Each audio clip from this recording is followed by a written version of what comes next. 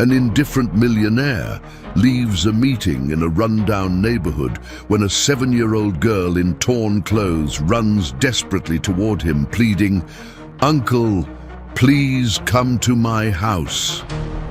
Reluctantly, he follows her into a shanty town, where he discovers something that shakes him to his core. The heavy, foul air of that Thursday afternoon clung to the expensive fabric of his suit like a filthy, invisible hand. Arthur Sterling felt a single drop of sweat trace a slow path down his temple, an annoyance that compounded the latent irritation. Bubbling in his chest since the disastrous meeting, the rundown neighborhood seemed to conspire to assault his senses.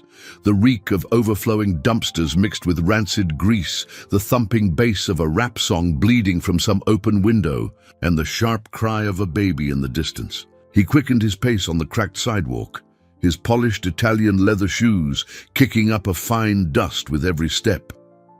The car, a gleaming black S-Class, waited for him at the end of the block like an oasis of silence and air conditioning, a fortress against the squalor that surrounded him.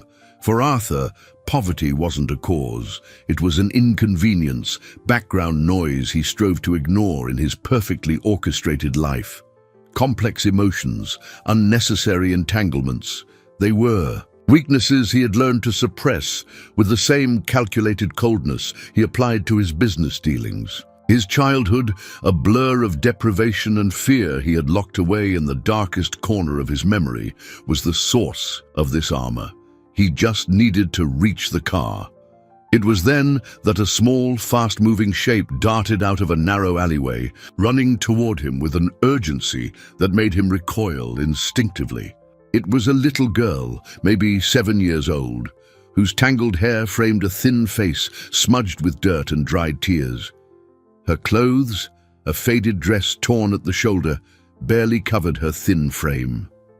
But it was her eyes, large and dark, that paralyzed him for an instant.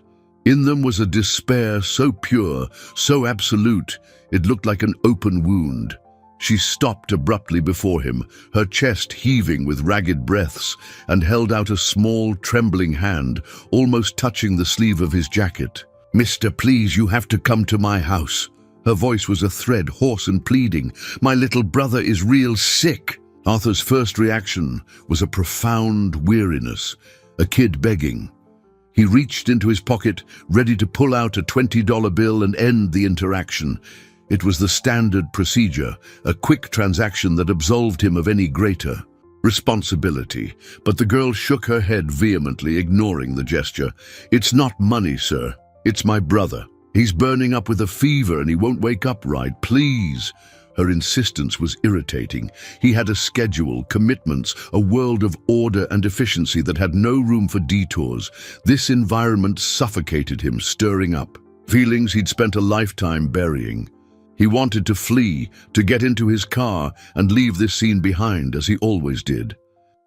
Yet, something in the child's genuine distress pierced his armor of indifference. It was the way she looked at him, not as a millionaire, a mark, but as the only hope in the world. In that gaze, for a fraction of a second, he saw a distant reflection of himself, small, terrified, and alone. The memory was like an electric shock, subtle but undeniable. A forgotten fiber in his hardened heart vibrated painfully. He let out a sigh, a sound of surrender that surprised him as much as it did the girl.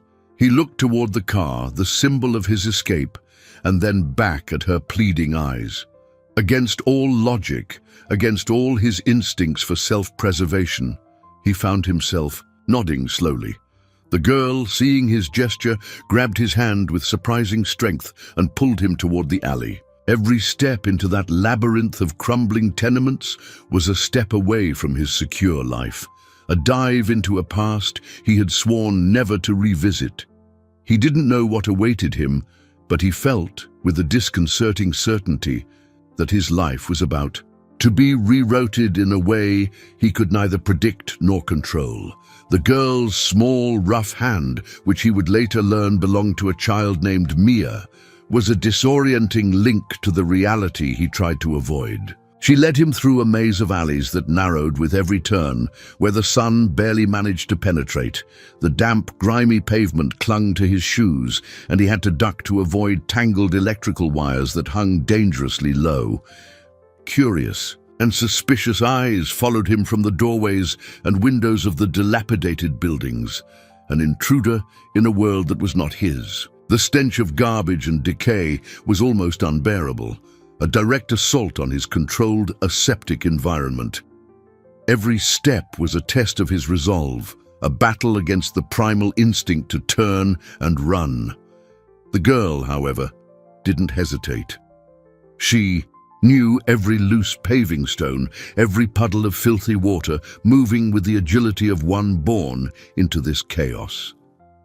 Finally, she stopped before a squalid apartment in a tenement building, its doorway covered by a tattered blanket. "It's here," she whispered, her voice laced with a mixture of fear and hope.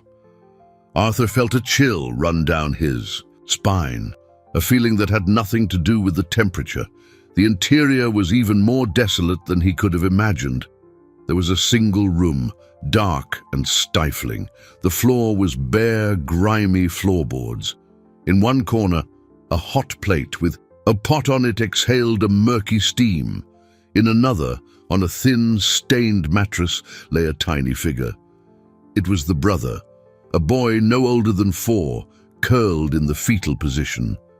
His skin had a feverish sheen, and his lips were dry and cracked. His breathing was a rapid, shallow wheeze. Beside him was a plastic cup with a greyish liquid, the broth Mia had mentioned, and a few wet rags. Arthur moved closer and instinctively touched the boy's forehead. The skin was on fire. This wasn't just a simple illness. It was serious. The helplessness of the scene hit him with the force of a gut punch.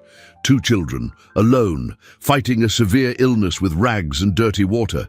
The anger he'd felt earlier, directed at the interruption, now morphed into a cold fury at the raw, absolute injustice of the situation. "We need to get him to a hospital. Now!" His voice came out harsher than he intended, a command born of panic and the need to regain control. Mia just nodded, her eyes full of tears she refused to shed. Without a second thought, Arthur rapped, the boy's feverish little body in a sheet that seemed the least soiled, and lifted him into his arms. The boy was frighteningly light. He marched out of the apartment, Mia at his heels, ignoring the astonished stares of the neighbors. The walk back felt like an eternity, but soon he was placing both children in the back seat of his luxury car. The incongruity of the scene, the pristine cream leather and the 2 figures from a world of privation, barely registered in his mind. He drove with an urgency that bordered on recklessness, weaving through traffic to the nearest private hospital. Upon arrival, his imposing presence and the flash of his money ensured immediate attention. Doctors and nurses rushed the boy, now identified as Leo, into the emergency room. Hours passed in a sterile waiting room, with Mia sitting beside him in an exhausted silence. Finally, a grey-haired doctor approached, his face serious. "We've managed to stabilize him. It's advanced pneumonia, but he's going to be okay." Arthur felt a wave of relief that surprised him, but the doctor continued. "I have to be honest, sir, if you'd waited another day, we might have lost him. This could have been treated with simple antibiotics if he'd been brought in a week ago.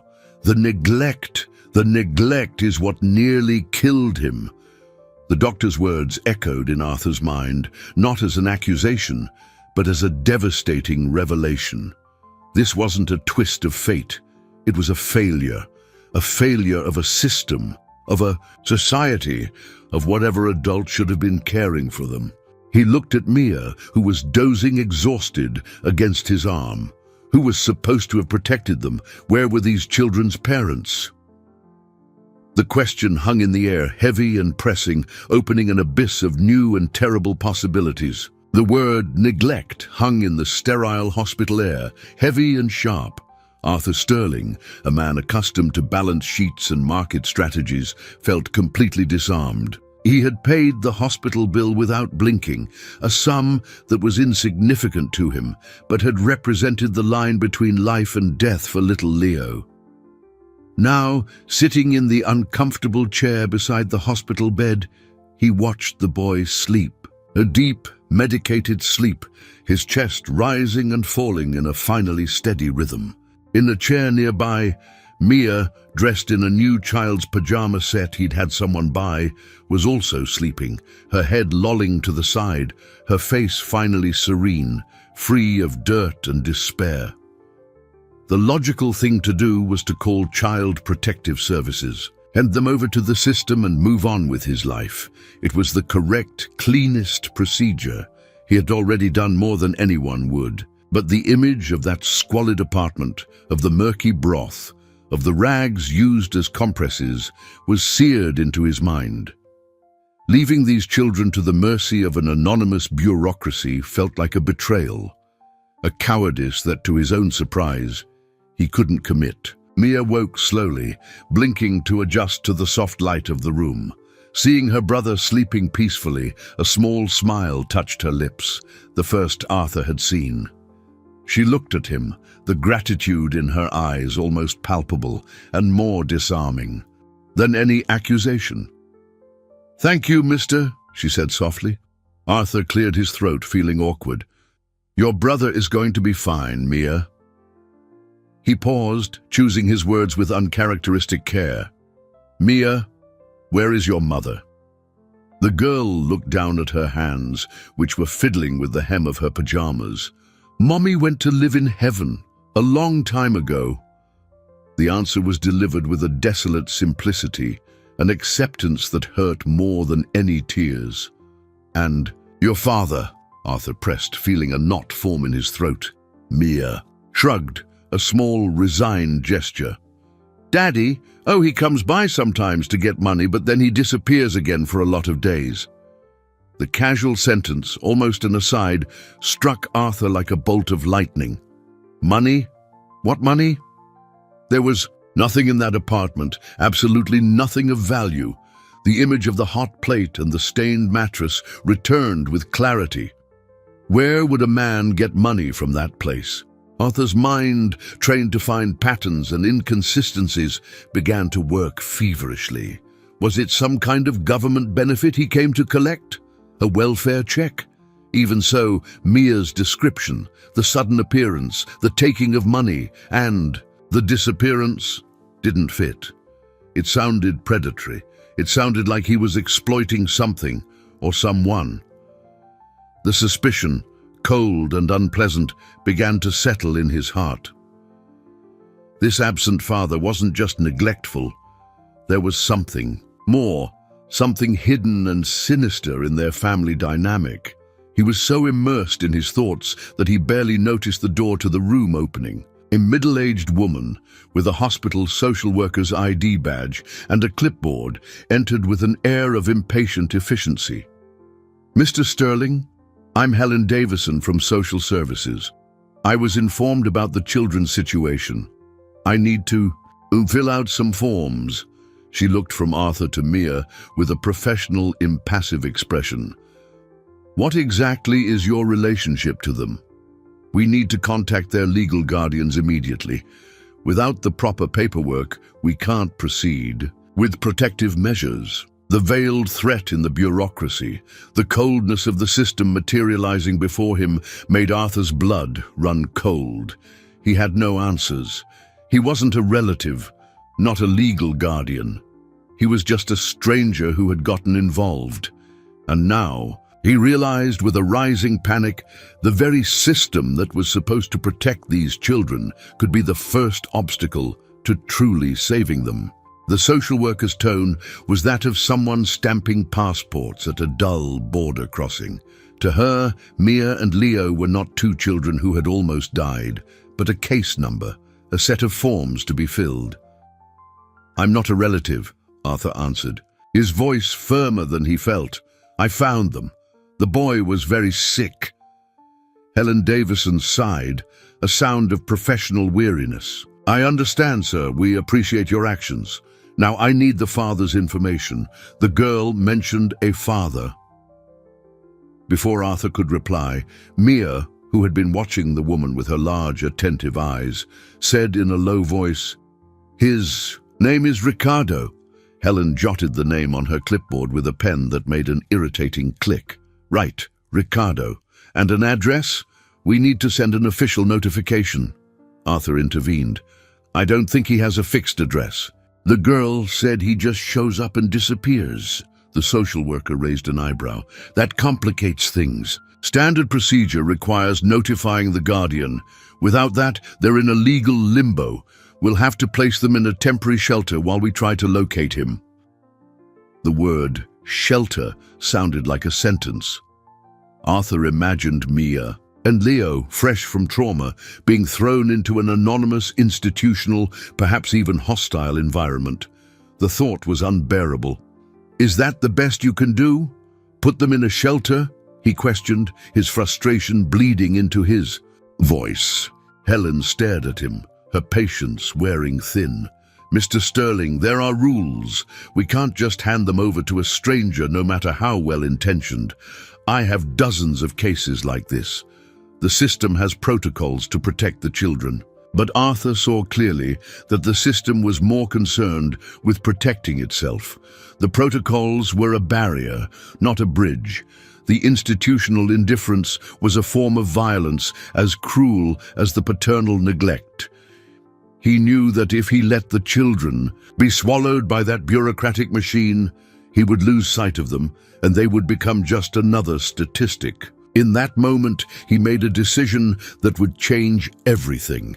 It was impulsive, irrational, but it came from a place of deep conviction.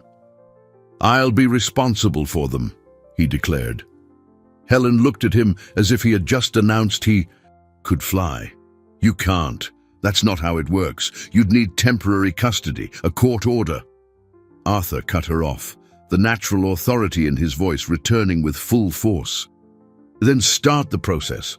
I'll hire the best lawyers. I'll cover all medical and educational expenses, everything. But in the meantime, they will not go to a shelter. They will stay with me." A standoff settled in the room. The social worker, clearly unaccustomed to being challenged with such power and determination, was momentarily speechless. The mention of best lawyers seemed to have a particular effect. She looked at the papers in her hand, then at Arthur, and finally at the two children. Perhaps somewhere beneath the layers of professional cynicism there was a flicker of compassion. The following days were a whirlwind. Arthur moved heaven and earth. His lawyers, used to mergers and acquisitions, suddenly found themselves dealing with family law, filing injunctions and petitions with breathtaking speed. He rented a comfortable, secure apartment near his own home and hired a private nurse and a kind housekeeper to care for the children. Leo recovered visibly, gaining weight and color. Mia, for the first time in a long time, could simply be a child, playing with the toys Arthur bought, in absurd quantities, as if trying to compensate for a lifetime of deprivation in a few days. He visited them daily, feeling strange and awkward in this new role. One evening, as he was reading a story to Mia, a man appeared at the apartment door. He was thin, with hollow eyes, and a smile that didn't reach them. He wore worn-out clothes, and had the air of someone life had battered, or who had battered life. "I'm Ricardo," he said, his voice slick. "The kid's father. I heard some rich guy decided to play the Good Samaritan." He looked around the apartment, appraising every object. "I think it's real noble of you. Rich people like you should help out needy families like mine." His presence filled the room with a palpable tension. It wasn't the gratitude of a relieved father. It was the opportunism of a predator who had scented a mark. The slick, veiled emotional blackmail had begun. Arthur's problem had just been given a face, and it was a calculating, dangerous one. Ricardo's appearance was like a bucket of Cold water on the fragile bubble of security Arthur had tried to build around the children. The man showed no concern for Leo's health or Mia's well-being. His restless, greedy eyes scanned the apartment, calculating the value of every piece of furniture, every toy, every item of clothing. He was the embodiment of the suspicion Arthur had been nursing. "It's very generous of you to take care of my kids," Ricardo continued, his syrupy tone clashing with the hardness in his gaze. "You know, life's been tough for me. A single dad struggling to give them the best. Sometimes a guy just needs a little push." The suggestion was as clear as day.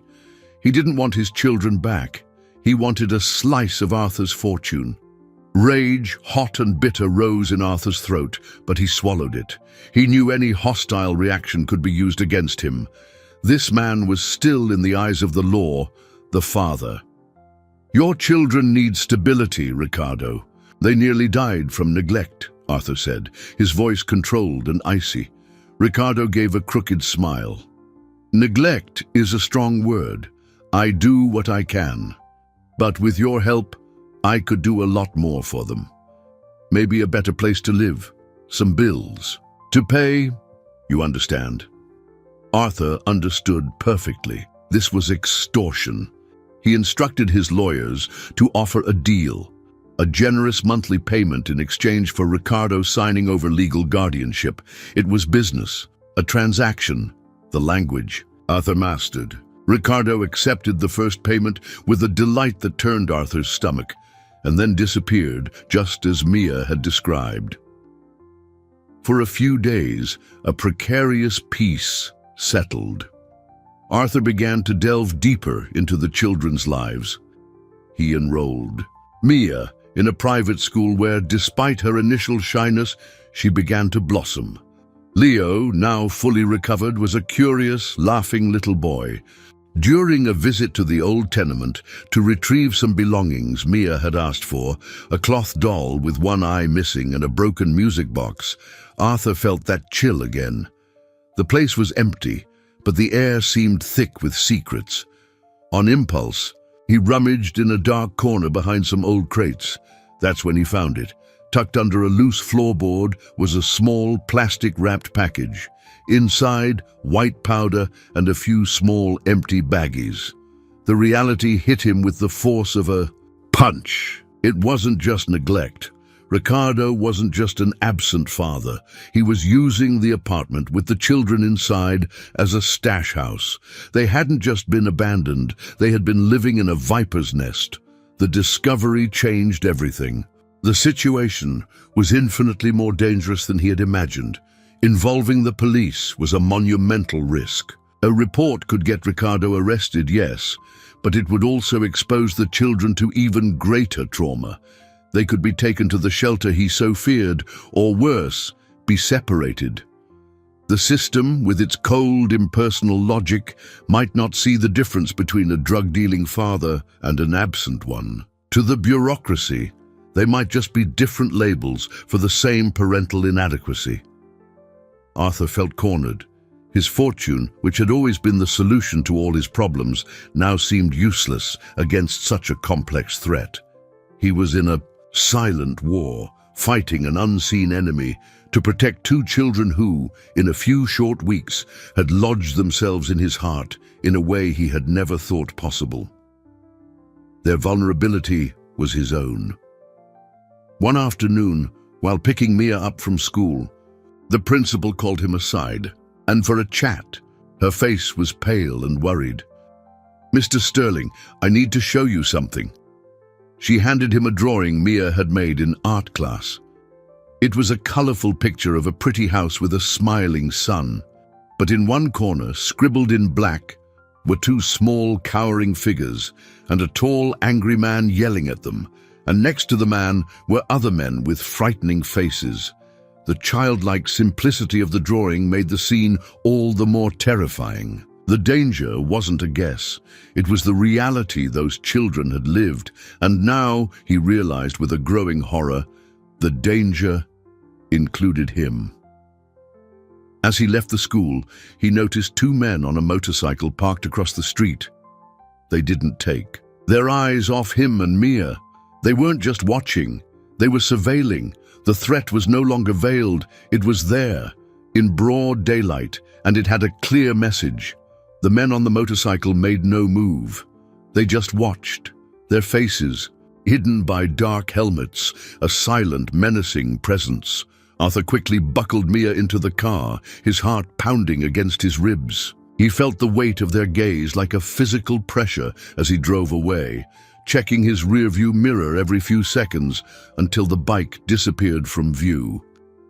He tried to convince himself it was a coincidence, paranoia born of his recent discovery. But he knew it wasn't. It was a warning.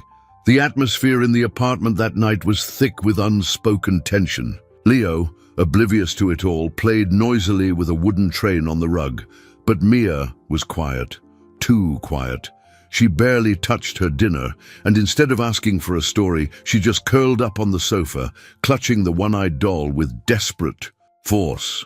Arthur watched her, a sense of dread growing inside him. The fragile joy he had seen blossom in her over the past few days had withered, replaced by a familiar shadow of fear. He sat down beside her, the distance between them feeling like a chasm. "Mia, is everything okay?" he asked, his voice softer than usual. She didn't answer, just shook her head, her face buried in the doll's shoulder. He knew he had to be patient, that forcing her to speak would only make her retreat further.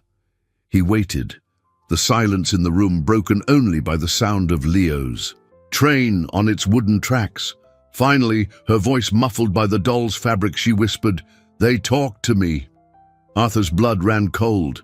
"Who, Mia? The men on the motorcycle?" She nodded, an almost imperceptible movement. "When the teacher wasn't looking. When school let out." The words came out in a hesitant rush, broken by stifled sobs.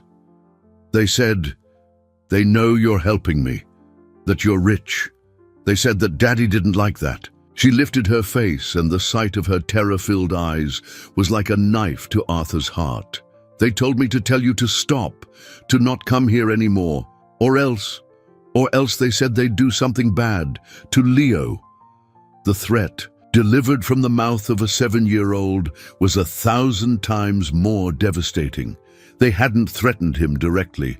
They had used the most precious thing in Mia's world against her, her brother. It was a calculated cruelty, designed to terrify and paralyze. A fury unlike any Arthur had ever felt consumed him. A white-hot, cold rage that screamed for action.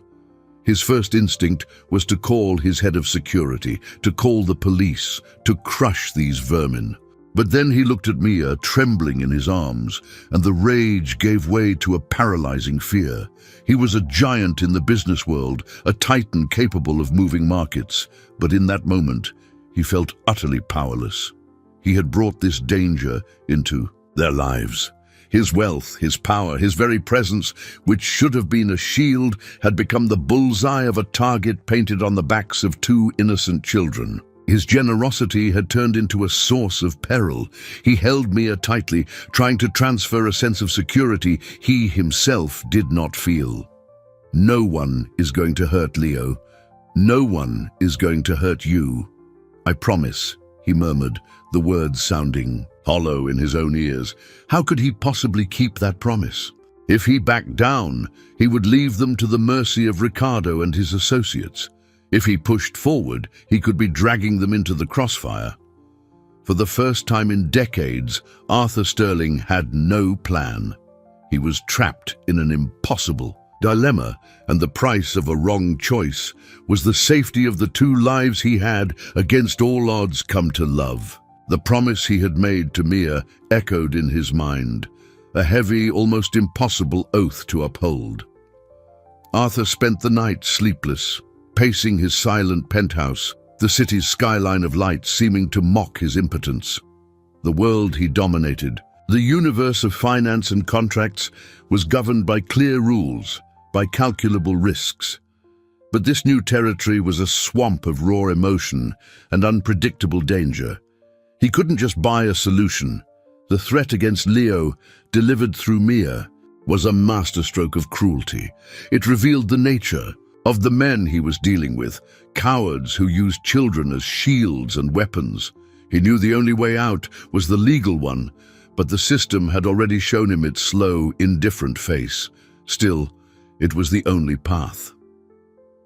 The next morning, he met with his legal team, men in grey suits and serious expressions, accustomed to corporate battles. He laid out the situation: the neglect, the use of the home for illicit activities, the veiled threat.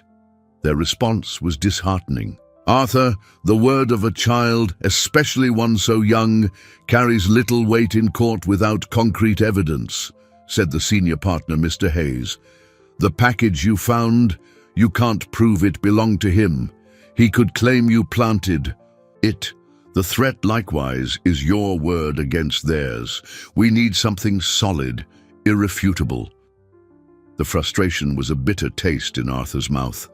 He had all the money in the world, but he couldn't buy justice.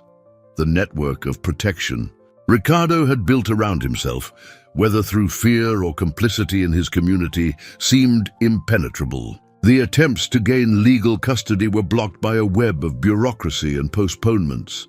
It seemed that at every turn, a door was slammed shut. The judge on the case seemed strangely reluctant to expedite the process, citing the need to hear the father's side and respect the bonds of blood. Arthur began to suspect Ricardo's influence extended beyond the neighborhood streets. Perhaps his illegal activities had forged connections, favors that were now being called in within the court system. He was fighting a corrupt system from the inside out. Desperate for a new approach, Arthur hired a private investigator, a discreet and efficient ex-cop named Silas. Silas's mission was simple: find out everything about Ricardo's life. Who were his associates? What were his sources of income? Where did he go when he disappeared for days? Silas worked silently for a week, diving into the underworld Arthur only knew from the news.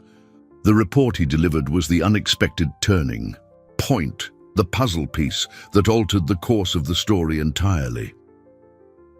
"This is more complicated than we thought, Mr. Sterling," Silas began, sitting in Arthur's office. "Ricardo isn't just some small-time dealer. He's an exploiter. But that's not the most important part." He paused, looking directly at Arthur. "I looked into the children's past. The mother, the woman Mia said, went to live in heaven. Her name was Claudia. She died 2 years ago from an untreated lung infection. Do you know who Claudia was?" Arthur shook his head, his heart tight. "She was Ricardo's cousin," Silas revealed. "She and her husband, a man named Ben, came to the city looking for work. Ben died in a construction accident shortly after. Claudia was left alone with 2 small children. Ricardo, as the only family nearby, offered to help. The investigator opened a folder and pushed a copy of a birth certificate across the desk. It was Mia's. In the father's name field, it did not say Ricardo. It said Ben Carter. He pushed another one, Leo's, the same name. Arthur's jaw dropped. He looked at Silas, his mind struggling to process the information. "So, he's not their father?" "No," Silas confirmed. "He has no blood relation. He's not their biological father. He inherited them after their real parents, the people who actually cared, were gone. Mia and Leo aren't his children. They're his hostages." The revelation fell on Arthur with the weight of a concrete slab. Hostages. The word echoed in his mind, redefining everything. The neglect, the financial exploitation, the cruelty. It all now made a terrible, perverse kind of sense. Ricardo wasn't a failed parent. He was a usurper, a parasite feeding on a family's tragedy to support his own vices and squalid life. The coldness he showed toward the children wasn't that of a distant father, but that of a jailer toward his prisoners. This discovery, while shocking, lit a new flame of hope in Arthur. The legal battle had just shifted its ground. Ricardo didn't have the primary right that blood confers. He was a fraud. "This changes everything, Silas," Arthur said, feeling The adrenaline of a new strategy coursed through him. We need to prove this in court. The birth certificates are our weapon. Silas, however, maintained a cautious expression. It's a powerful weapon, no doubt, but Ricardo has had de facto possession for 2 years. He presents himself as the father. The community knows him as the father. The bureaucracy, including the welfare benefits he collects in their names, recognizes him as the father. Undoing that lie won't be simple. He'll fight tooth and nail. He'll lie. He'll say Ben gave him the kids on his deathbed. We need more. The fight, therefore, intensified. Arthur was now not just trying to prove Ricardo was an unfit parent. He had to prove Ricardo was an imposter. He threw himself into this new phase, his controlling, methodical personality finally finding a purpose beyond himself. He spent less time in his office and more time at the apartment with Mia and Leo. The feelings he had fought so hard to suppress were surfacing, uncontrollable. They were feelings he didn't know he possessed. He found himself smiling genuinely when Leo managed to assemble a puzzle, or felt an immense pride when Mia read a whole page of a book without faltering. He was learning to braid her hair, a task his large, clumsy hands found nearly impossible, but which he insisted on trying night after night under the girl's amused and patient gaze. They were small, everyday moments that were mending him from the inside. In these moments, the shadows of his own difficult childhood of abandonment and loneliness began to recede, replaced by the light emanating from these 2 children. He was no longer just a protector. He was becoming a father figure, a role he had never wanted and which now filled him in a way his fortune never could. He also realized he needed to understand the environment they came from. With Silas as a discreet guide, he returned to the community, not as a frightened millionaire, but as an observer. He talked to people, owners of small bodegas, mothers, sitting on their front stoops. He wanted to know about Claudia and Ben, the real parents. The stories he heard painted a picture of a loving, hard-working couple who dreamed of giving their children a better future. Claudia was a woman of gold, said an elderly woman, Mrs. Rosa, who sold sweets from a small cart. She lived for those children. When she passed, it was a great sadness, and that cousin of hers, Ricardo, I never trusted him, showed up out of nowhere, all helpful, but you can feel bad people from a mile away.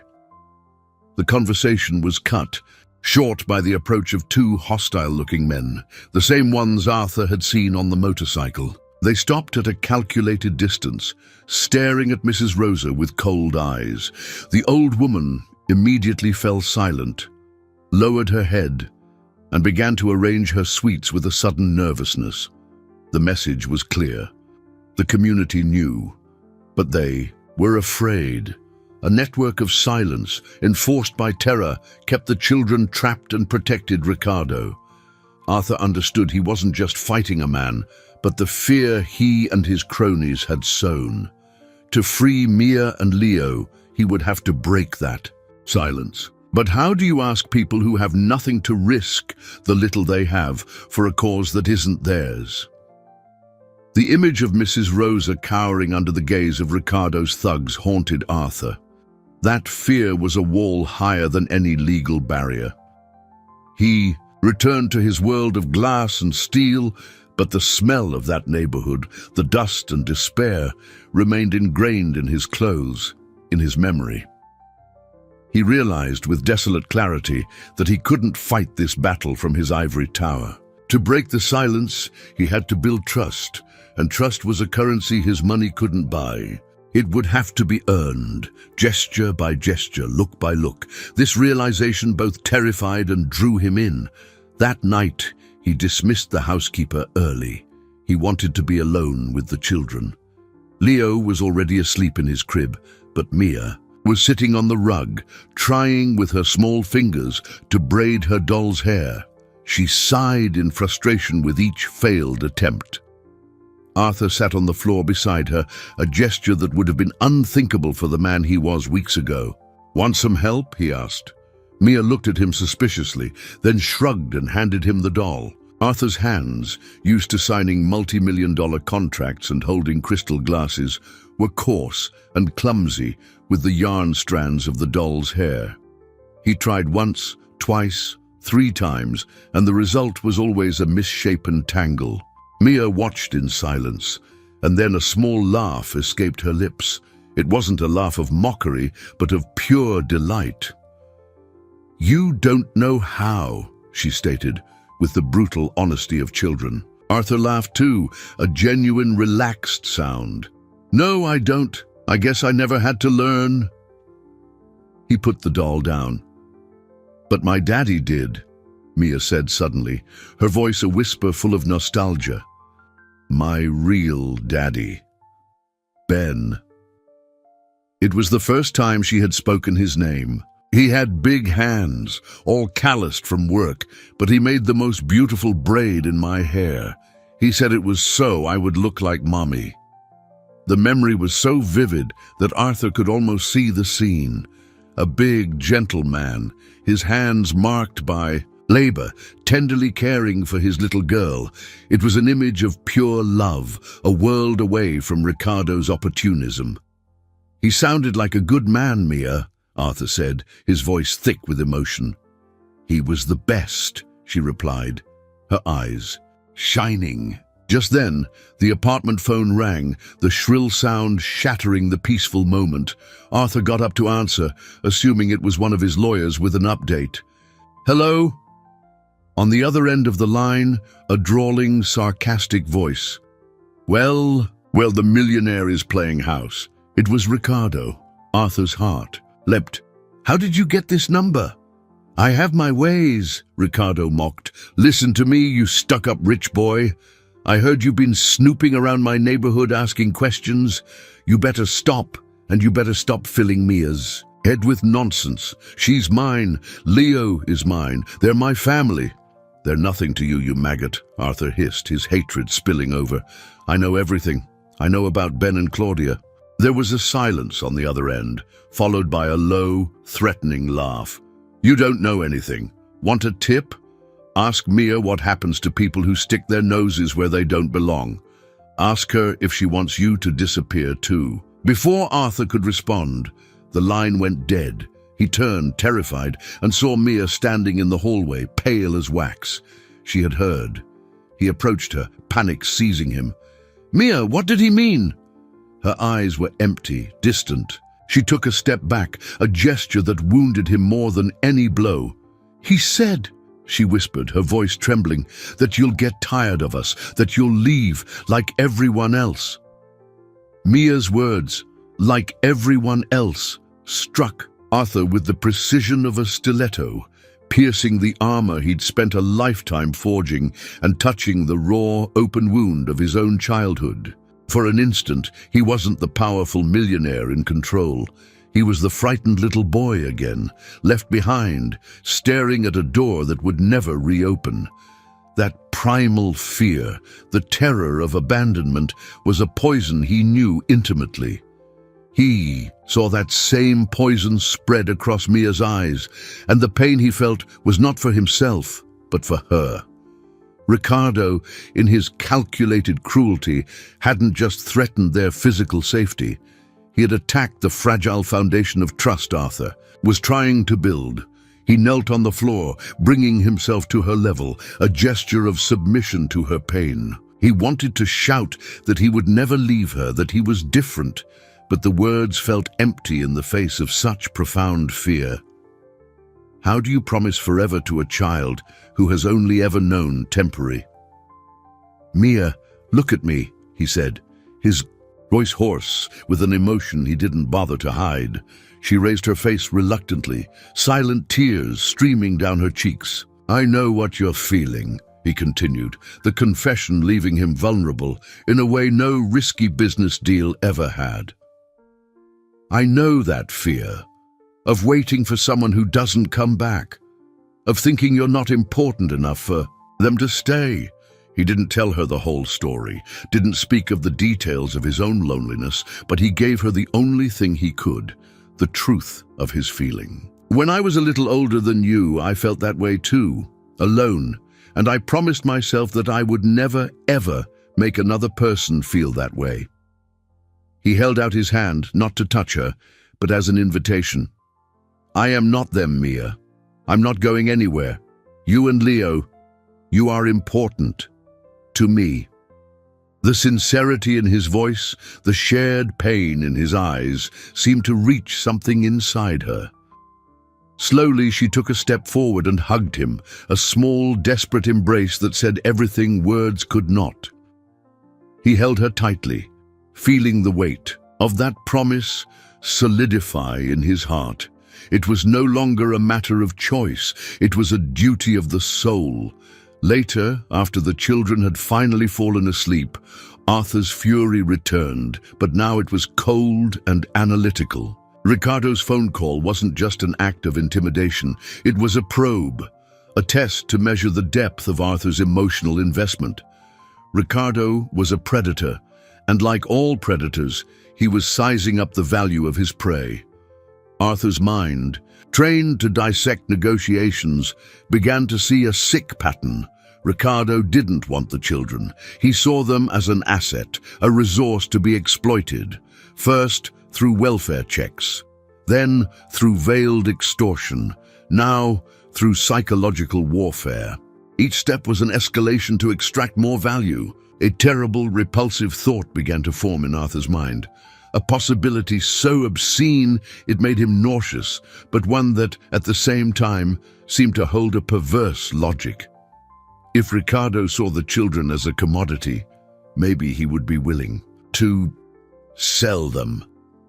The idea was monstrous, but it fit the man's profile perfectly. The phone rang again, and he answered with his heart in his throat. It wasn't Ricardo. It was his lawyer, Mr. Hayes. The lawyer's voice was tense. Arthur, I've just received the strangest call of my career.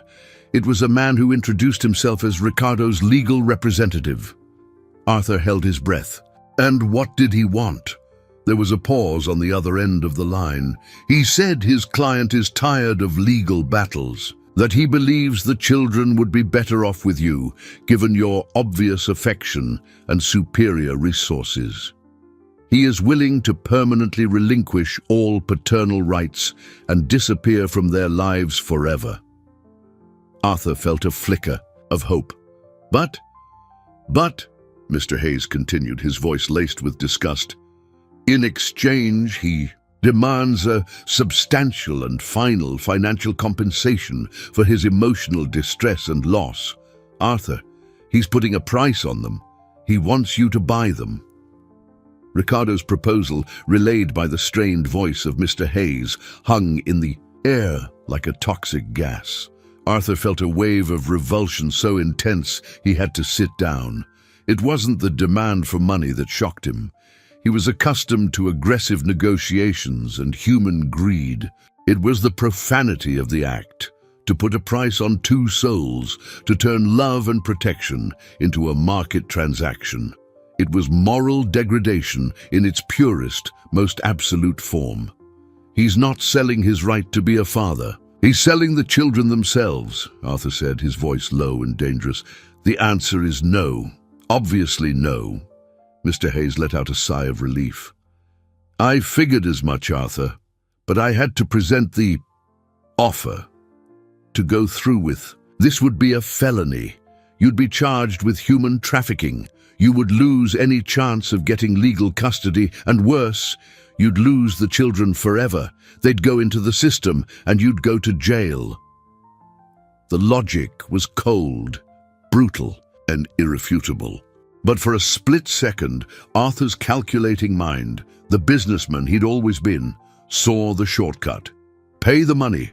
Get Ricardo out of the picture. Ensure the children's immediate safety. It was a fast, efficient solution.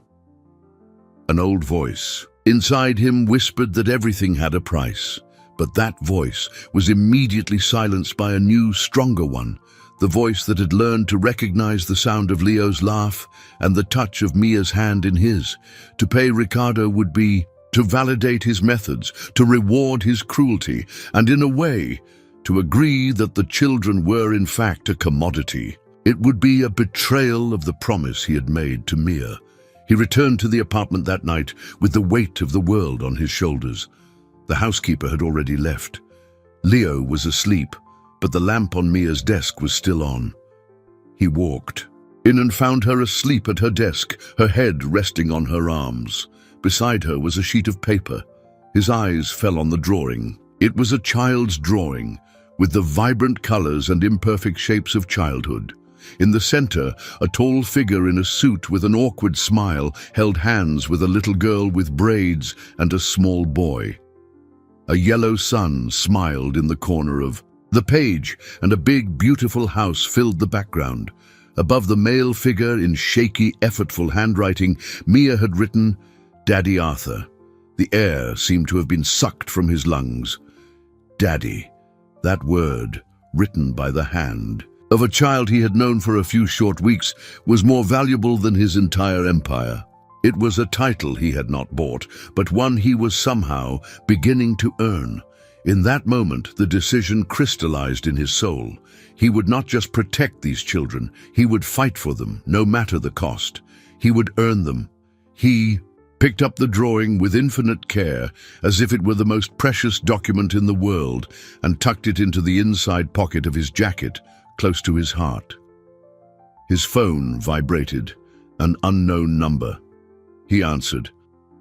"So, has the rich guy thought about my proposal?" Ricardo's voice was a spit in the quiet of the night. "My lawyers gave you the answer," Arthur said, his voice like ice. Ricardo laughed, a hollow, unpleasant sound. "Wrong answer, sucker. I gave you a chance to solve this the easy way, a chance to have your little Hallmark movie family. But since you want to make it hard, you should know there are other interested parties, people who don't ask so many questions. Think about it. The clock is ticking, and the price might go up." The line went dead. The threat was clear. If Arthur didn't buy them, he would sell them to someone else, perhaps to someone with far worse intentions. Panic and fury mingled into a toxic cocktail. But amidst the chaos, a dangerous idea began to form, an idea that would use Ricardo's own greed as a weapon against him. He wouldn't buy the children, but maybe he could pretend to. He picked up the phone and didn't call his lawyers. He called Silas, the investigator. "Silas, I need you. Ricardo made a proposal. I want to accept it."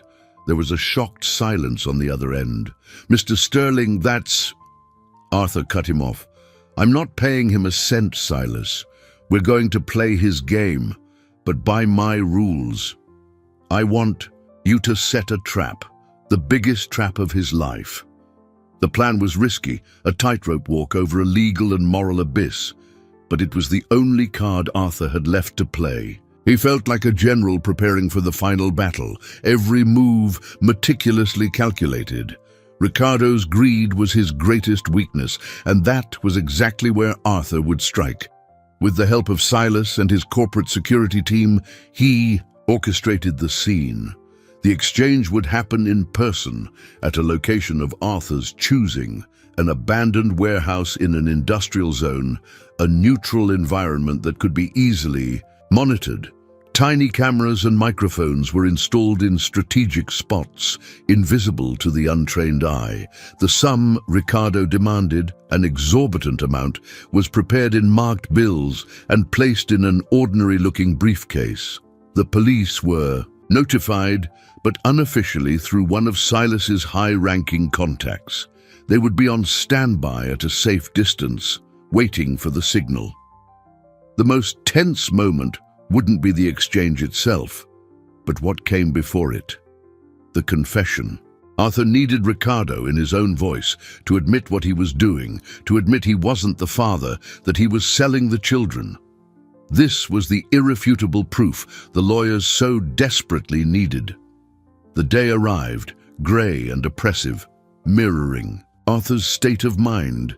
He said goodbye to Mia and Leo with a tighter-than-usual hug. "I'll be back soon," he promised, and he saw a trust in Mia's eyes that both strengthened and terrified him. Failure was not an option. In the warehouse, the air was cold and smelled of mold and rust. Silas was in a nearby van, monitoring the feeds. Arthur was alone, the briefcase of money at his feet. Ricardo arrived punctually, flanked by his two usual thugs. The smile on his face was one of pure triumph. "I like to see it, a businessman who knows a good offer when he sees one," he said, his eyes fixed on the briefcase. Arthur remained calm, his heart hammering against his ribs.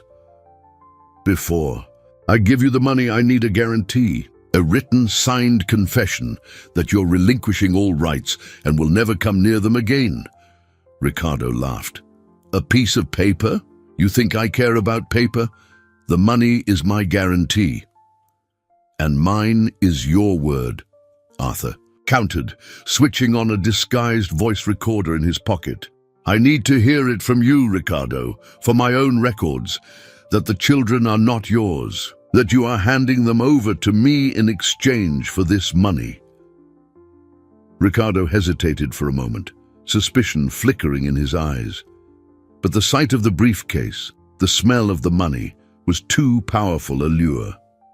His arrogance won. "Of course. They're not my damn kids," he spat the words with disdain. "You think I'd have kids? Their father was a loser and their mother was sick. I did them a favor taking them in, a favor that cost me. Now you're going to pay for that favor. They're yours. Do what you want with them. Sell them, adopt them, make them disappear. I don't care. Just give me my money."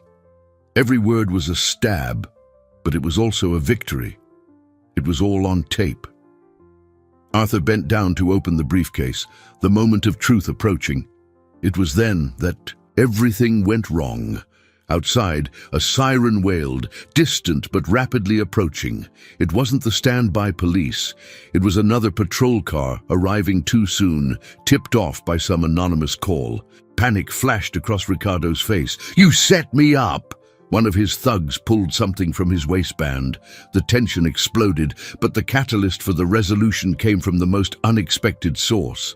From the shadow of a concrete pillar, a small figure emerged. It was Mia. She had hidden in the back of Arthur's car, too terrified to be left behind. In her hands, she clutched her mother's broken music box. Her eyes, however, showed no fear. They showed a fury and a courage that transcended her age. She looked directly at Ricardo.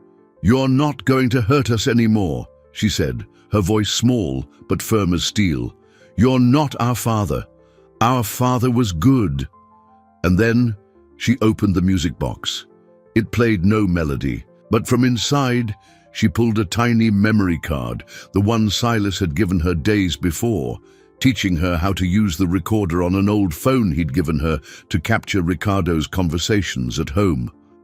"I recorded you too," she said, with devastating simplicity, "talking to your friends about everything. The bravery of that child, testifying against the man who should have protected her, was the final blow that brought the entire house of cards crashing down." The moment following Mia's declaration was one of absolute heavy silence. The memory card in the little girl's hand seemed more powerful than any weapon. Ricardo and his thugs were frozen, their bluff called by the unexpected courage of their youngest victim. The imminent arrival of the police, signaled by the ever louder sirens, broke the spell. Panic gave way to desperate action. The two thugs, seeing the situation was lost, turned and fled, disappearing through an exit at the back of the warehouse. Ricardo, however, remained. For a moment, he looked from Arthur to Mia, his face a mask of hate and disbelief. He seemed ready to explode, to commit one last act of violence, but then something in his expression shattered. Perhaps it was the sight of Mia's unwavering resolve, or the weight of his own crimes finally catching up to him. He collapsed, not physically, but inwardly. The arrogance drained away, leaving only a hollow, defeated man. When the police stormed the warehouse, he offered no resistance. He let them handcuff him in silence, his gaze fixed on the floor, as if the weight of the world had finally settled on his shoulders. Arthur rushed to Mia, wrapping her in a protective embrace, her body trembling with a delayed rush of adrenaline. "You were so brave," he whispered into her hair, his voice thick with admiration and relief. "The bravest person I know." The evidence was overwhelming. Arthur's recording, combined with Mia's memory card and Silas's investigations, painted an irrefutable picture of extortion, endangerment, fraud, and child exploitation. The network of silence in the community broke. With Ricardo in custody, people like Mrs. Rosa finally felt safe enough to testify, telling stories of neglect and the illegal activities they had witnessed, the web of corruption that had protected Ricardo in the justice system also began to unravel under the scrutiny of the media, which Arthur, through his contacts, made sure to involve. The reluctant judge was removed from the case, and a new one, a woman known for her integrity and dedication to children's causes, took over. The outcome in court was swift and decisive. Ricardo was sentenced to a long prison term, not just for his crimes against Arthur, but for the web of offenses his greed had woven.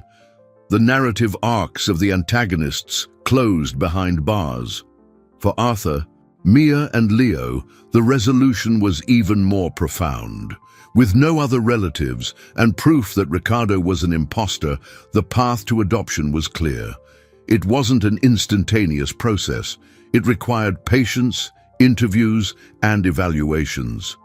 But Arthur faced every step with the same determination he had used to protect the children. He was no longer fighting a villain. He was building a future.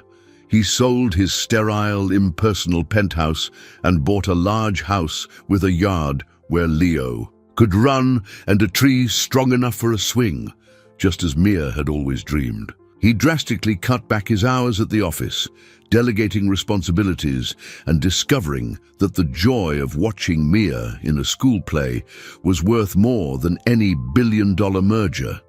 He learned to cook, not gourmet dishes, but the simple foods the children loved. He learned to fix broken toys and kiss scraped knees. He was, piece by piece, becoming the father he never had and the father they had lost. The suffering of the past wasn't erased, but it was being transformed into a foundation of empathy and love. The wound of abandonment in his own heart was finally healing, filled by the unconditional love of his new family. The journey of overcoming was complete, not with a grand, heroic gesture, but in the quiet, sacred routine of a happy home.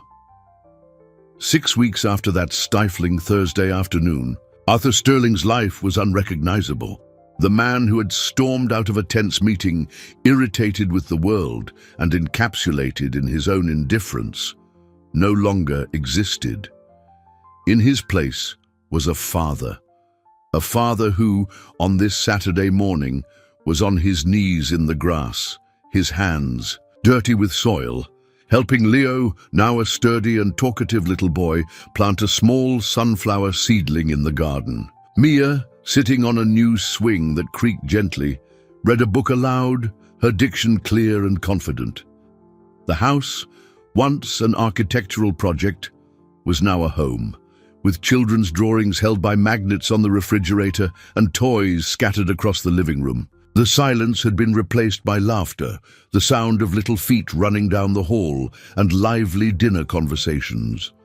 The transformation was complete, a redemption he hadn't sought, but which had found him in the form of 2 desperate children. But the change didn't stop at the gates of his new home.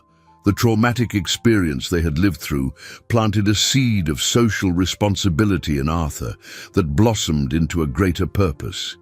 He knew that Mia and Leo were just 2 among countless children trapped in similar cycles of neglect and abuse. His fortune, which once served only to amplify his comfort, now had a new mission. He returned to that rundown neighborhood, not as an intruder, but as a partner. With the help of Mrs. Rosa and other residents who now saw him with respect and gratitude, he funded the construction of a community center. It wasn't a top-down charity project, it was a collaboration. The center, named the Ben and Claudia House, offered tutoring, sports activities, psychological support, and most importantly, a safe harbor for vulnerable children. It was run by the residents themselves, creating jobs and a sense of ownership that mere handouts could never provide.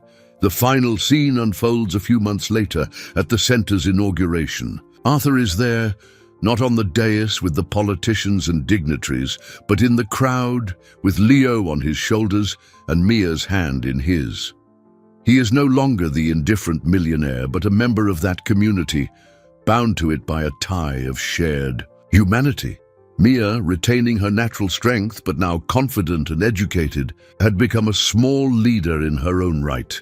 She organized a group of older kids to identify and welcome newcomers to the center, ensuring no one felt alone or afraid to ask for help. She was living proof that the courage of a single voice can awaken many others. Arthur watched her, his heart overflowing with a pride that was deep and serene. He had learned the most valuable lesson of his life. True wealth is not in what you accumulate, but in what you share. It's in using your resources, whether financial or emotional, to transform lives, to break chains of suffering, and to build bridges where there were once walls. The children in turn discovered that their courage had not only saved their own lives, but had also rescued the lost humanity in a man who had everything but the one thing that mattered. The apartment where they had once lived in misery and fear was just a distant memory. Their new home, the house with the garden and the swing, was proof that true family isn't defined by blood, but is forged in mutual care, sacrifice, and the unwavering commitment to protect one another. A little girl's desperate plea on a dirty street had not led him to a problem, but to his purpose. And in the quiet of that festive afternoon, amid the sound of playing children, Arthur Sterling, the father, finally felt at home.